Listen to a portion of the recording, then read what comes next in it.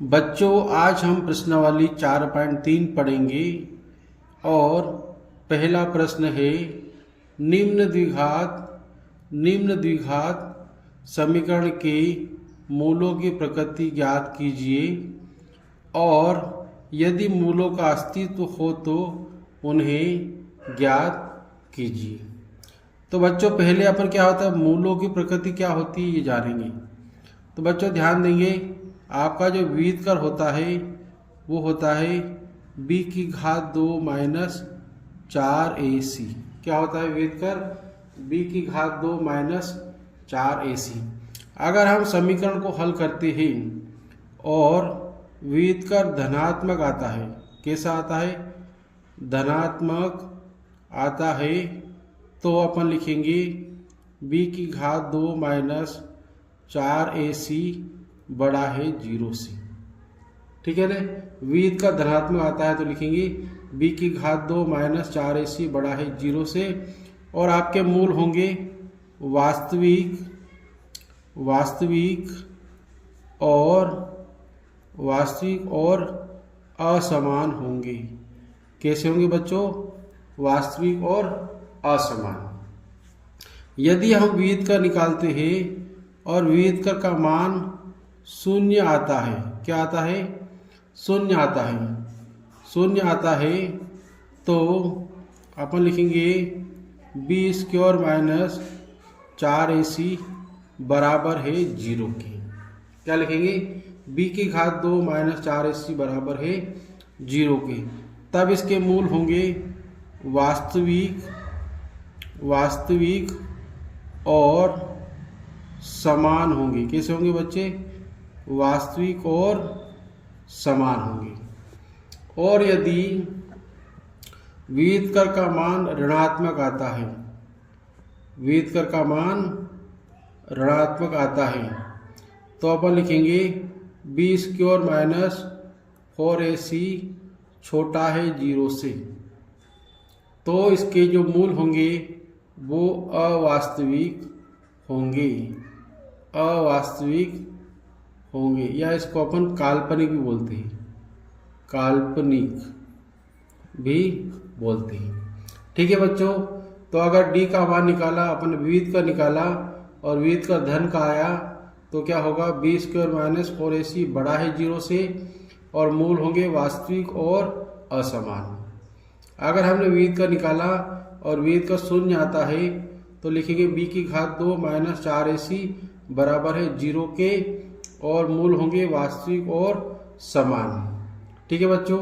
अगर हमने व्युत्कर निकाला और व्युत्कर का मान ऋणात्मक आता है, तो अपन लिखेंगे b की घात 2 माइनस 4ac छोटा है 0 से और मूल होंगे कैसे? अपने अवास्तविक होंगे।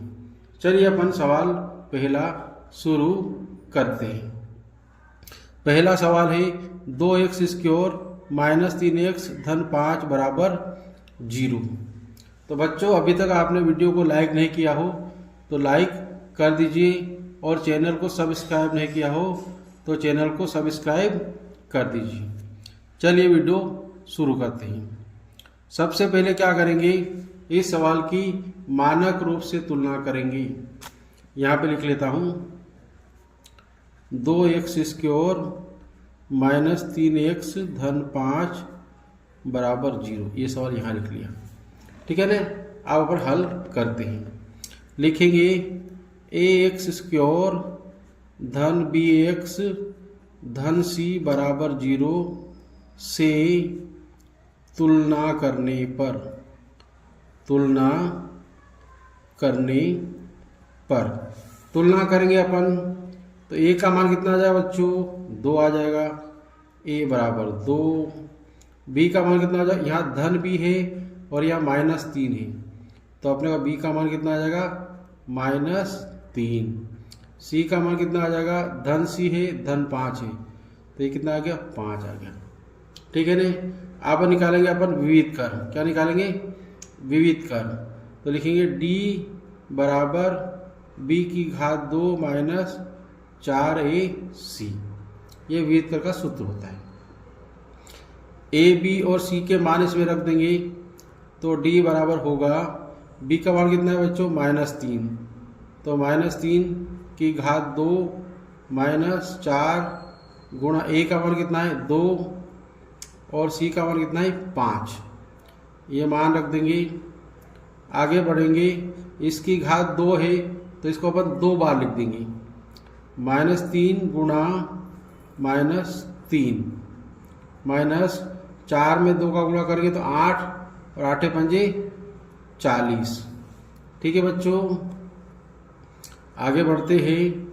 -3 में -3 का गुणा करेंगे तो कितना आएगा 9 आएगा, माइनस माइनस प्लस और 3 तिया 9 -40।